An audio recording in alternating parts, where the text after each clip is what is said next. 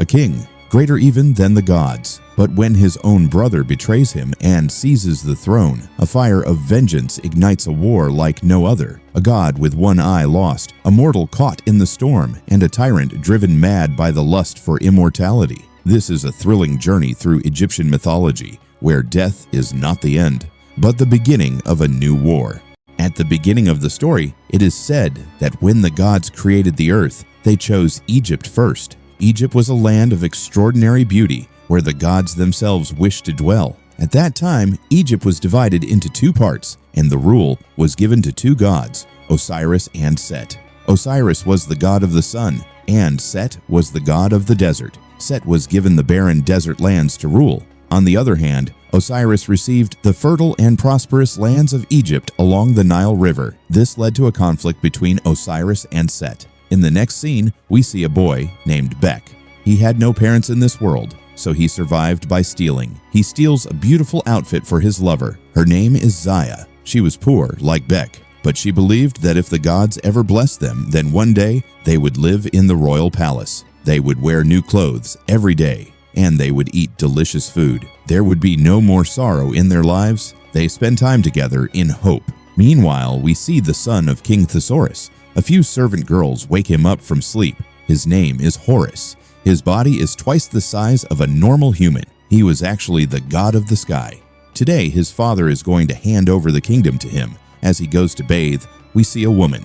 She was the goddess of love, and her name was Hathor. She loved Horus deeply. Hathor says, "When the crown of the king of gods is placed on your head at the coronation, you will become supreme. Then the fate of human reincarnation will lie in your hands. After that, we will get married." Then our eyes beheld the gleaming sight of Egypt. In front of the enormous palace, millions of people had gathered. They had come bearing many gifts to honor Horus. Then the other gods began to approach him one by one, bowing in reverence. Finally, the moment arrived for Horus to be crowned. But at that very moment, Set, the brother of Thesaurus and the god of the desert, appeared. He declared, "How can it be that I am absent on such a grand occasion?"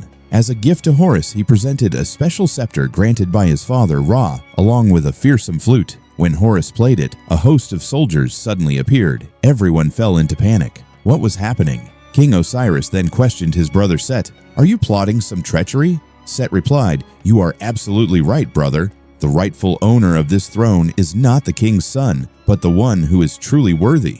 Then, with his own knife, he killed the king. This act set off a cascade of chaos. Next, Set set his sights on Horus. Upon witnessing his father's death, Horus erupted in rage, and a fearsome battle broke out between the two mighty gods. Each of them possessed a unique attribute. Set's distinctive trait was that he had slain the previous 10 great gods. Facing such foes in battle was beyond imagination. In contrast, Horus's unique quality was that he never missed his mark, for his eyes were as sharp as an eagle's, lethally precise. Yet Set arranged his soldiers with gleaming shields to ensure Horus's defeat. In that dazzling light, Horus could see nothing. Consequently, he was easily overpowered. Afterwards, Set, now known as the embodiment of power, tore out those precious eyes and thereby declared himself the new king. Then, about 2 years passed. We observed that the plight of humanity had worsened dramatically. During this period, we see Zaya, who once served as the right-hand aide for Harasu, Set's chief advisor, handling the maps and designs. At that moment, Bek arrived to meet him, and he said, "How long will you continue to support them?" Zaya replied, "I have no choice but to do this. If I do not, they will even send me to the market to sell stones. But think, if our old King Horus returns, this tyranny will not last much longer. However, to make that happen, we must return Horus's eyes to him. These very special eyes have been hidden in a secret place. I have stolen the map of that place." Meanwhile, we see Set, the same Set who had been in love with the goddess of love, Hathor. Hathor had attempted to kill him several times, but he was so powerful that Hathor could do nothing. Just then, Horus arrived and announced, "O great god Set, in your honor, we have built a magnificent dome. Had your father Ra seen it, he would have been filled with pride." Meanwhile, we see Bek stealthily hiding in a truck as he makes his way directly to the royal treasury, the very place where Horus's eyes were kept. In the first phase, he somehow navigates between the sharp spears. In the second phase, he evades the blows from the revolving swords. The third phase involves avoiding the sudden shifting of the ground beneath his feet. Despite all these challenges, Beck perseveres and eventually reaches the place where Horus's eyes lie. But at that moment, as scattered shards began to bite him, the light of those eyes enabled Beck to save his life and escape. Then he went straight to meet Zaya. However, by then, Horisu had already seized Zaya. Horisu exclaimed, "Who did you think you were? Betraying me and expecting forgiveness? Thief! Hand over what you've stolen." In response, Beck produced a distinctive ornament and offered it into Horisu's hand. Then he fled with Zaya. But at that very moment, Horisu's poisonous arrow struck Zaya, and within moments, she would die. Then Beck said, "I will make a pact with our former king Horus using this eye, so that he may restore your life." Afterwards, he went to Horus. Horus demanded, "Who are you? Are you one sent by Set to kill me?" Beck replied, "I am just an ordinary boy. I have come here to forge an agreement with you." But Horus did not believe him. Instead, he launched an attack. Somehow, Beck managed to save himself. He then stated, "I hold one of your eyes.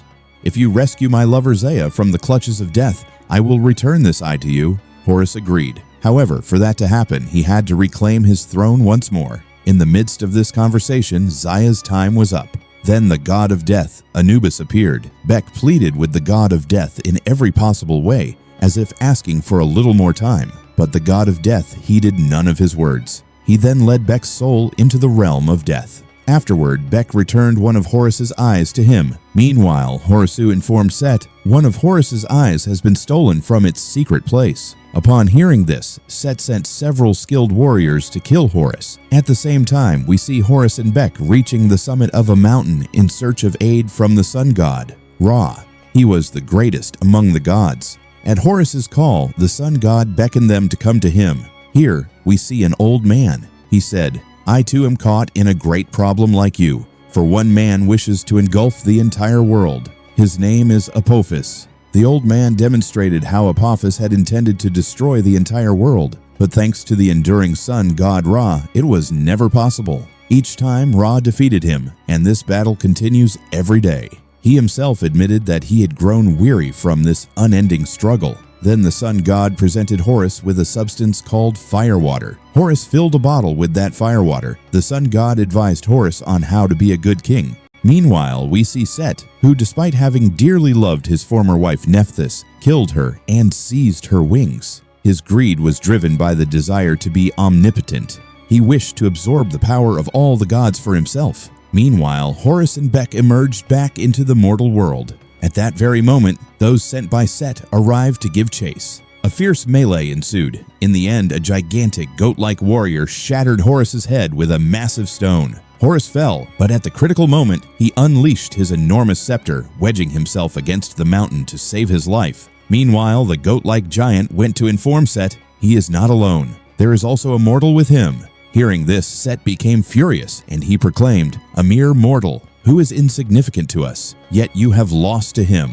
Then he slashed the throat of that goat warrior. After that, Set dispatched the Midgard serpents to kill Horus. Next, he went to the goddess of love, and he declared, "I desire to be omnipotent. I want to possess the power of every god within me." At that moment, the goddess of love had in her hands a bracelet empowered by 42 stars. Set removed it and journeyed into the realm of death.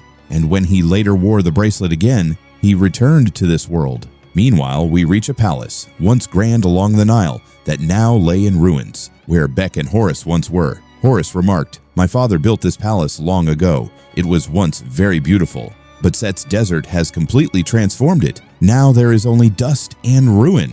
Just then, the Midgard serpents, those whom Set had dispatched earlier, attacked them. Flames erupted from their mouths as they commenced their assault. At that very moment, the goddess of love appeared. Using her strength and skill, she defeated and killed the two serpents. Then, the three of them continued their journey together. As they traveled, they became parched, discussing how to defeat Set as they pressed on. Afterwards, they sought assistance from Thoth, the god of wisdom and intellect. Thoth said, "Your second eye is guarded by a lion man who constantly tests you with riddles. If you fail to answer, he will kill you." Then they challenged the god of wisdom, asking, "Did you really think you would lose before him? Why aren't you helping us?" Hearing this, Thoth became angry and said, "Very well, I will accompany you." Then they all set out on an expedition to recover the second eye. Eventually, they reach their destination, and from beneath the ground, their terrifying enemy, the Lion Man, emerges. He asks his first riddle.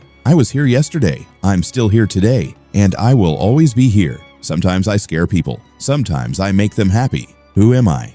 Thoth gives the wrong answer. He says fate, but the correct answer was the near future. The Lion Man attacks them immediately, but just then, Set arrives. He rips Thoth's brain out and says, I will take the power of every god, one by one, and become omnipotent. With this brain, I now have ultimate wisdom.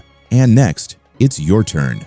Meanwhile, Beck, holding the divine firewater gifted by the sun god, was about to throw it into the eternal flame to weaken Set's power, but Set catches him, throws the firewater to the ground, and wastes it before leaving. Elsewhere, Zaya is trapped in the realm of souls, trying to escape, but the god of death stops her as she imagines her lover. At the same time, Set starts combining the stolen powers of all the gods, becoming incredibly powerful. He then confronts the king of the gods, Ra, putting on a performance in front of him. Ra tells him that his duty is to serve humanity so people will remember him forever. But Set, furious, replies that there is no joy or peace in helping humans. The sun god Ra attacks him, but Set, now immensely powerful, defeats him and steals his mighty weapon before returning to Earth. Meanwhile, the protective barrier of the sky is completely gone. Apophis has descended upon Earth and begun his rampage. Set realizes that Apophis is so that a few attacks won't be enough to destroy him.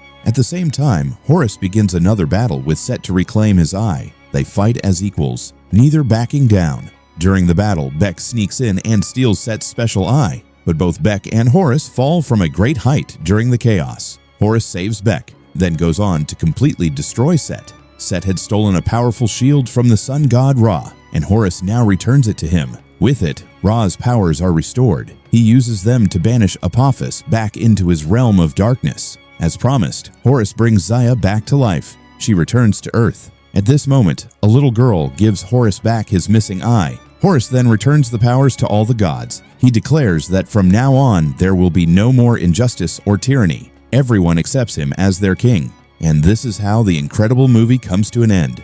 If you're new to the channel, make sure to subscribe. Thank you.